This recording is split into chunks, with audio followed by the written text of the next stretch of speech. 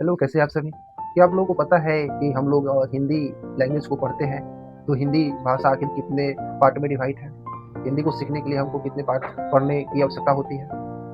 आज की क्लास में आपको ये समझाने वाला हूँ। जैसे कि मैं आपको बता दूँ कि अगर आप हिंदी लैंग्वेज को सीखना चाहते हैं, तो आपको मुख्य रूप से 2 पार्ट पढ़नी होगी, जिसमें से एक पहला पार्ट होता है आपका हिंदी ग्रामर, हिंदी व्याकरण और दूसरा होता है हिंदी साहित्य, जिसमें मैं आपको बताऊँगा कि आखिर हिंदी व्याकरण के पिता कौन है और हिंदी साहित्य के पिता कौन है, तो आप लोग देखने का खूब प्रयास कीजिएगा।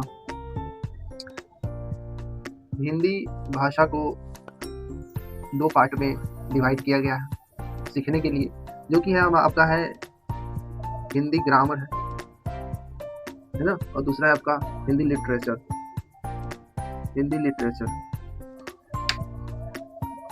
हिंदी लिटरेचर यानी कि हिंदी व्याकरण और हिंदी साहित्य, हिंदी व्याकरण और हिंदी साहित्य। हिंदी व्याकरण के पिता कौन है? तो पंडित श्री दामोदर गुप्त जी हैं, पंडित श्री दामोदर गुप्त जी।